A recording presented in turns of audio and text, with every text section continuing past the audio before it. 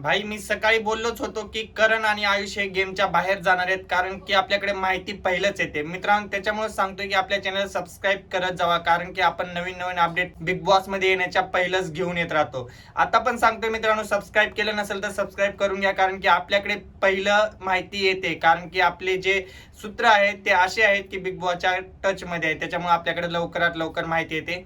तर चला व्हिडिओला सुरुवात करूया लवकरच. आज जे झालं मित्रांनो ते एकदम भारी झालं, कारण की मला पर्सनली मला तरी करण आवडत नव्हता. कारण की आयुष होता तो ठीक होता, पण तो त्याची तब्येत जे खराब होती त्याच्यामुळे तो दिसला नाही गेम मध्ये. दिसले नसल्याने पब्लिकने त्याला वोट केली नाही. पब्लिकने का वोट केली नाही फक्त त्याचं एकच रिझन आहे, ते म्हणजे तो दिसलाच नाही बिलकुल पण.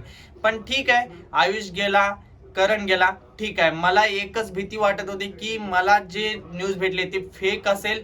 आणि दुसरी गोष्ट मित्रांनो की सचिन दादा बाहेर जातील, पण सचिन दादा वाचले आहेत, खतरनाक मिशन मधून वाचले आहेत. कारण की सचिन दादा जातील असं मला वाटत होतं, भीती वाटत होती मनामध्ये, पण सचिन दादा फायनली वाचलेले आहेत. तुमचं मत काय कमेंट मध्ये नक्की सांगा, कारण की सचिन दादा जेवढे फॅन आहेत ना तेवढे सगळे खुश आहेत आज. कारण सचिन दादा खरंच माणूस मनाने तर चांगला आहे आणि खेळायला पण चांगलेला आहे, करण पेक्षा तर बेटर आहे.